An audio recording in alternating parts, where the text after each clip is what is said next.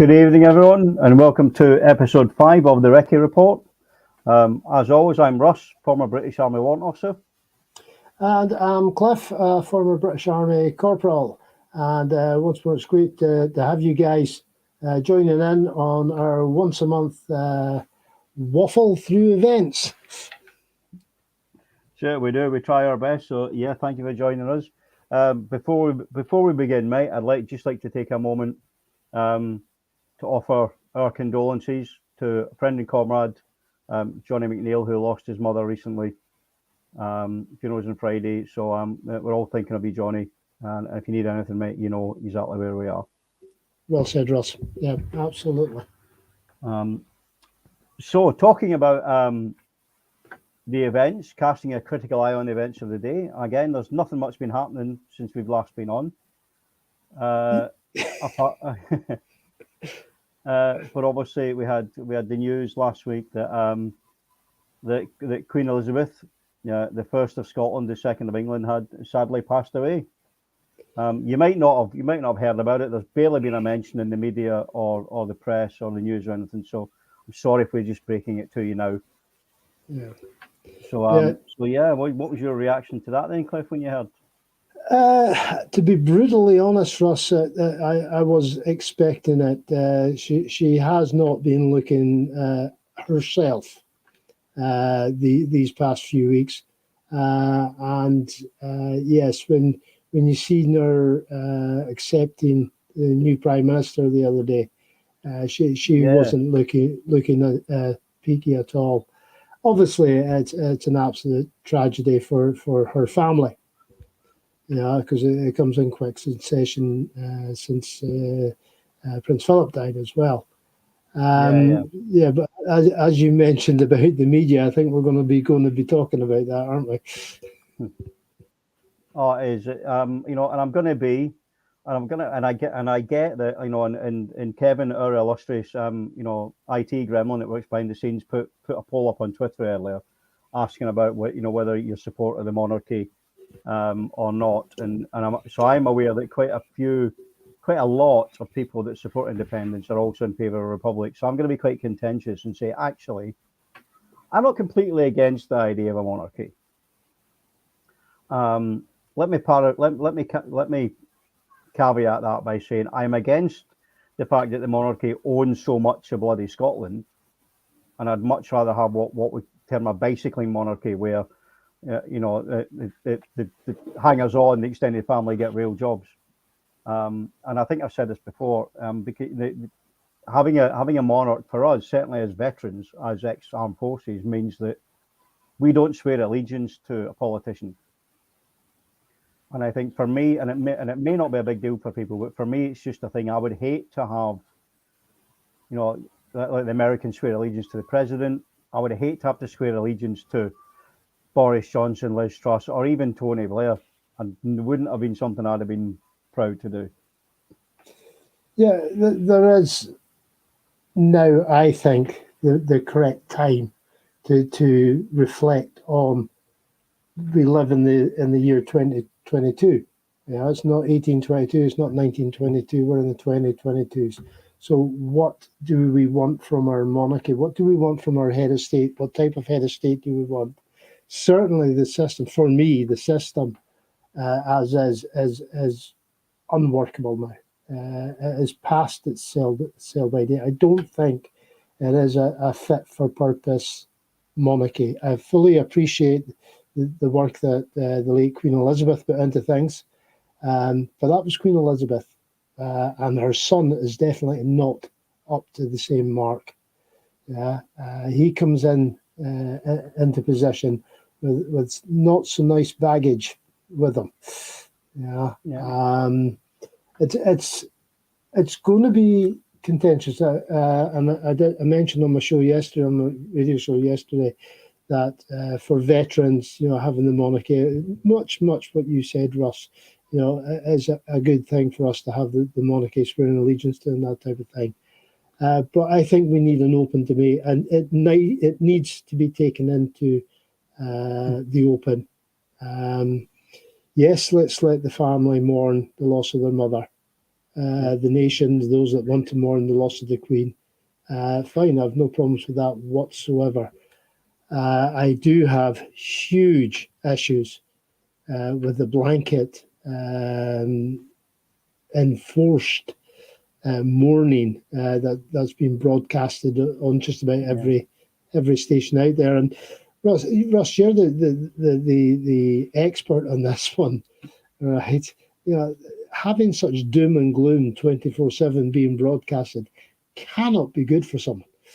No, you're absolutely right, mate. And it's and I actually had this conversation with a colleague, this morning, believe it or not.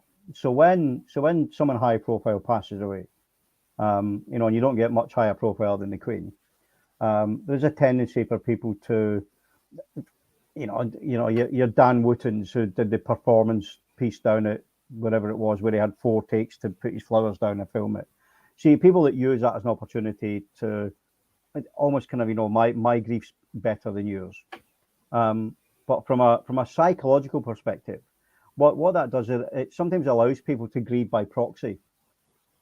So it's people that have had loss and grief in their own life, and it brings it back, and it gives them an outlet for that. So in some respects, it's not actually all that bad a thing. It allows people to release their emotions, be understood releasing their emotions, and to grieve, not necessarily for the Queen, but for other things they've lost in their lives.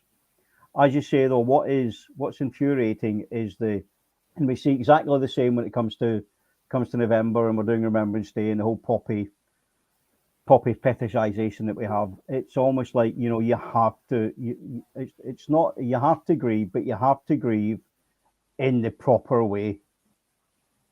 And if it's not in the proper way, if you're not doing the proper respect, then you are, as we're finding out today, people being arrested for holding up signs or for calling out when people are walking past.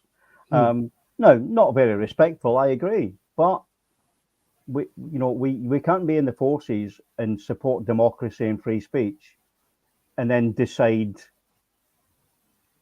that only applies in certain circumstances. You either have free speech or you don't. Yes. There's no in between. Yeah, 100% behind you on that one, Russ. Yeah, absolutely. And that was part of the gig that we used to do. We used to try and teach people the democratic way or defend our own democratic choices. Yeah, and to see people quite legitimately holding up signs or voicing an opinion, then arrested, that leaves a nasty taste in one's mouth, I think. Yeah, and holding up signs.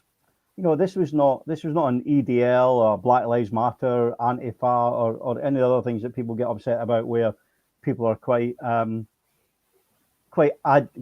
actively angry. This was, in some cases, the person held up a sign. That's a silent protest. Yeah.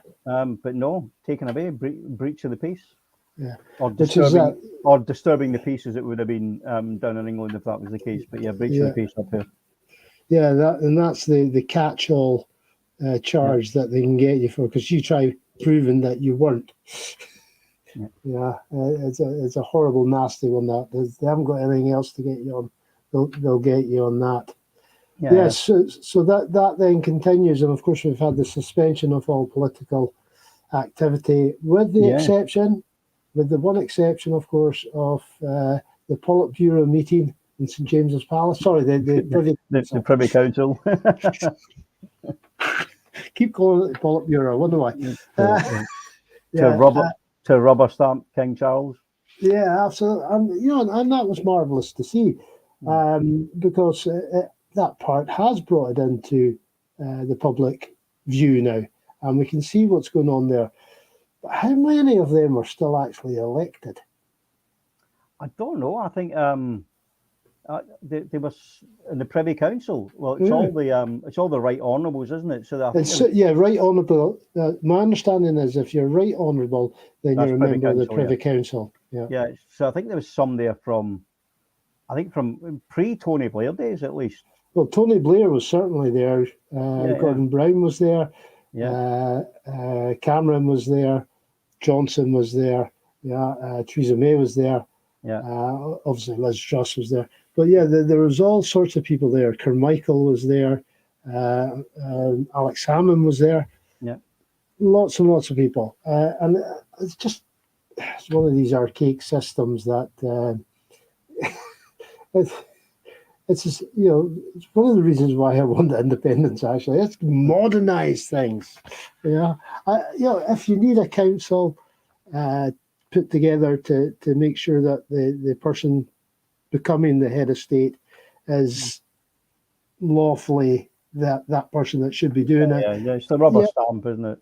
Yeah, we then have, how many MPs? 600 and odd MPs. 650. Yeah, there you go. 650 and millions of lords that could do the job. And the House of Lords, the largest unelected chamber, and second to the People's Republic of China, I believe. Exactly. Yes, second largest unelected legislative body in the world. Woohoo! Let's hear it for our democracy. Yeah, but the EU was bad. Sorry, different topic, not appropriate for this book. Yeah. So it looks like so the state funeral of the Queen is going to be Monday, isn't it? So because we've all got a bank holiday now. Well, those of us that get bank holidays, obviously. Yeah.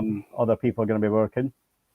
And I think they said the coronation, King Charles III's coronation, is going to be probably in the spring next year. Right, and that's going to be nip and tuck then for the independence referendum. If we think about why we didn't go for one earlier, it was because of all the events that were coming up that would be flashing the Union flag all over the place, and how that could have a detrimental effect on people voting for an independent Scotland. The coronation, I don't think it's going to have that same effect, because our people in Scotland, has the glue started to come unstuck? Yeah, with the death of Queen Elizabeth, Queen of Scots. Because I don't think Charles carries the same gravitas. He doesn't. Yeah, that's a good word. I'm going to pinch that from you, by the way. No, you're right, and it's and I think someone said that. The status quo, that was promised back in 2014, is most definitely not there anymore, and that maybe the last vestiges of that was the Queen. Yeah. So now it's on. It's a new monarch. It's a new prime minister. It's a new. It's post EU. New monarch, new prime minister. It's all up for grabs, mate. It has to be. Yeah. Absolutely. I've never actually. This is what I love about you. The way you come at subjects is absolutely fantastic, and I blatantly pinch things off you left, right, and centre. By the way, I've no shame on that one. But I love the way you just analyse that there, because the bulwark, the status quo. You vote no, you're at staying in the EU. You vote no, we will have the strong monarchy. You vote no, X, Y, and Z, and all of that's gone now. Yeah. And I will just add, actually, just for a bit of balance, that the monarch is not a hindrance or a help either way in the independent side, because the Queen, and now King Charles, is the monarch of numerous other countries. He's still the head of state technically of Canada, Australia, New Zealand, Tonga, all these places. And they all managed to survive quite happily being independent nations and have a king or queen, well, the king now as their monarch. So even if Scotland decides to keep the monarchy, that does not affect one iota or one jot the argument for or against independence. Yeah, absolutely. Ross, can you just carry this forward a couple of minutes? I just need to blank out for a second. No, that's absolutely fine. I'm just going to have read some of the comments that have come on. I think was it Kevin? It's a bit quiet in here tonight, and I think who was it? I missed it. Where's it gone? Was it Wayne saying it's quiet tonight because people are trying to save Lecky? Mate, Wayne, you're probably absolutely right, mate. It's absolutely ludicrous. Even with this the so-called intervention by the government in capping it. at 2,500. The thing is, it's currently capped at 2,000, which means in a few months, your bill's going to go up 500 quid. It's going to be ridiculous. And people, you're right, people just cannot afford it. It's just getting to that stage where I think people are going to start realizing that something has to change. We cannot keep going the way we're going. yeah, Billy, I love your comment. I'm just going to put it up. How many TVs are switched off the next fortnight? Yeah, that's not just to save electricity, though, is it, Mike? That's to get away from the wall-to-wall, almost mandatory grieving process. I've not seen the likes of it before, to be honest. Perhaps in one of the dictatorships where they have the sort of mourning period for the beloved ruler that's died. It's 2022, and it's 10 days of black armbands and forelock tugging. I don't get it. I really don't. Yeah, again, Billy, you're right, mate. It's. I'm not going to put your comment up because it's technically IT stuff, and I'm struggling. But yeah, you're right. It is gaslighting to a certain extent. It's telling you what you see is not what you're seeing. It's yeah. So we're having a discussion there about how somebody commented how many TVs are going to be off for the next 2 weeks. Yeah, not to save electricity, but to get away from the whole grief performance grief, if you want to call it that. Well, it's one of these. I think we all seen it coming. All knew it was going to come. But certainly, I don't know if it was mentioned, the broadcasters couldn't wait to get their black ties on and black suits on and clothes on. On the Thursday there, even before the official announcement. But yeah. Sorry about that. I had power issues, by the way. No, that's absolutely fine. So just moving away from the Queen, and what you have to forgive us, we're not mainstream TV. We're not mandated to have a full show about the passing of the beloved monarch. So the new Prime Minister we mentioned. So not only do we have a new Prime Minister, we have a new cabinet, don't we? Yeah. Yes, we do. Yes. And I think we've all seen the pictures of is it Theresa Coffey, the new unhealth minister. Yeah. Which is fine, but it's to use a colloquialism, mate, it's jobs for the boys, isn't it? It absolutely, yeah, it is, without a shadow of doubt. And now we all used to think that Johnson's cabinet was the least capable, but we didn't think that the good old Conservative and Unionist Party would manage to defeat. It would beat us. They would make us eat our words, and we have to now eat our words. No, Johnson's cabinet can no longer be considered the worst cabinet in history, because good old Truss has managed to achieve that. Yeah, sorry, go on, mate. Yeah, one that stands out for me is Anne-Marie Trevelyan. All right, now she is Transport Secretary, Transport Secretary. Yeah, Transport Secretary, yeah. One of her previous jobs was Under Secretary for Defence Procurement. Now, one of your pet peeves, procurement. Yeah, absolutely. I really do hate wasting money, and my wife probably wouldn't agree to that, but I really do.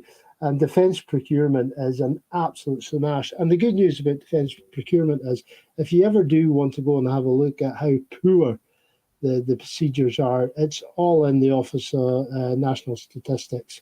Yeah. Go toddle along there. It's open view stuff. I would suggest you, take a camera before you do it, because that's our money. That is definitely our money that goes to waste there, or money the government has to borrow that we have to pay back, probably more accurately. Yeah, so any standouts for you, Russ? Well, I think I mentioned this before. It's I had a bit of a wry chuckle when Johnny Mercer was kicked from being the Minister for Armed Forces and Veterans. And And actually, although he's a Tory, I've got a bit of a soft spot for Johnny Mercer. He's done some good work for veterans in his time, but apparently he was almost kind of promised he would stay there, and then the minute Truss got in, he was gone. Yeah. And him and his wife which has made a bit of a whinge about it. But then you think how good of an army officer must he have been if he didn't see the writing on the wall way before that happened? I mean, you know what I mean? It was obvious that was going to do. Now he's been replaced by a guy called James Heapy.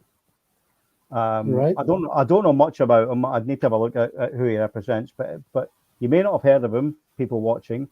But if you followed the independence referendum back in 2014, he was the one who was visiting a sixth form school in Somerset, asked the pupils how they would vote in the Scottish independence referendum. And one of the pupils who was Scottish said, "I would vote for independence." At which point he told her to fuck off back to Scotland. Now, he disputes saying back to Scotland, but he does not dispute telling her to F off in the first place. So what a lovely guy.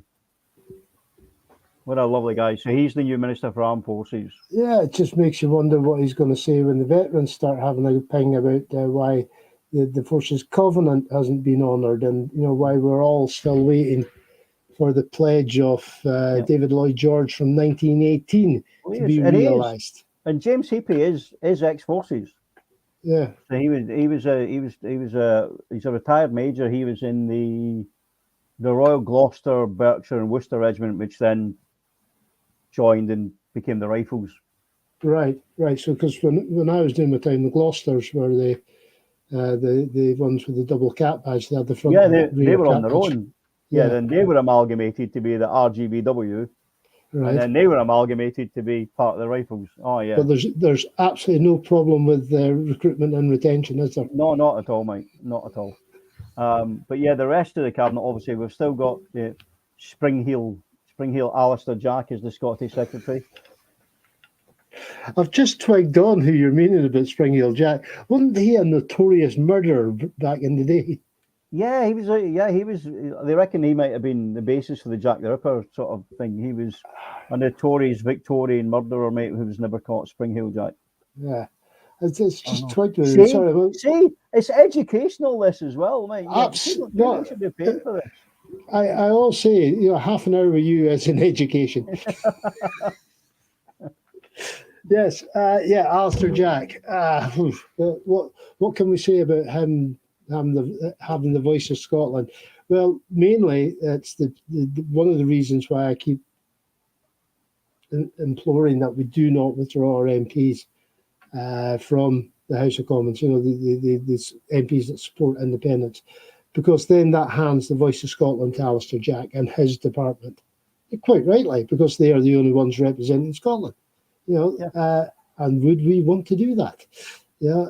So I am all in favour of keeping our guys and girls who support independence down in the Commons, because if you doubt how effective something small is, was it the Dalai Lama said, try spending the night in a room with a mosquito? Well, I completely missed all of that, mate. I'm sorry.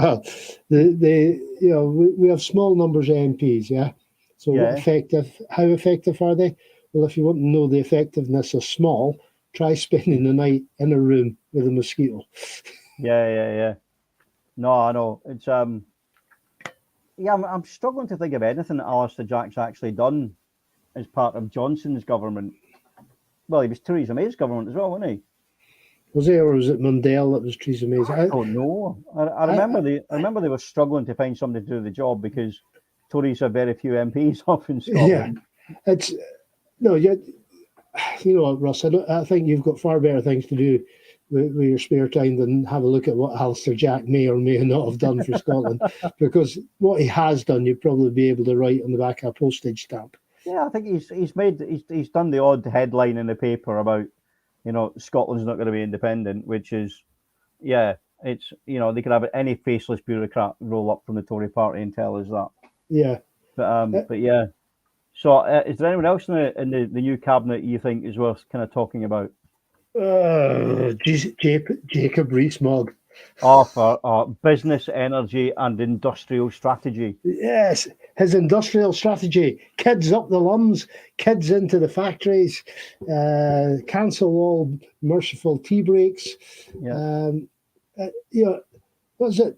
I came across the other day. He's a classic example. Or the clip of him saying that he doesn't think that a paid holiday is a moral right. Yeah, no, it's not a moral right. Absolutely, it's a right hard won by the unions. Yeah. You're like, oh my God, but they really do. I mean, we made the joke, and she made the joke about reopening the workhouses, but I don't think it's much of a joke anymore. And I said a while back, and I hate to be proved right, but I said a while back that the Tories start getting their way. They'll look at the things like the working time directive, which limits how long you can be forced to work. They'll eventually turn their steely gaze on the minimum wage, or the working wage, whatever you call it. They are not happy with that, mate. No, the reason behind that, buddy, is their policies have tanked the economy. Yeah, they absolutely failed. Right, so they used to have the EU to blame. That big beast across the water there. Let's blame the EU. That's gone now. That's absolutely gone. Yeah. So they've tried blaming the few thousand people crossing the channel, for that problem, and everybody's quite quickly realised that a couple of thousand people coming in is not going to cause disaster to your economy. Right? So now they've got to chip away at everything else. They've got to say, right, it is because you have so many rights that the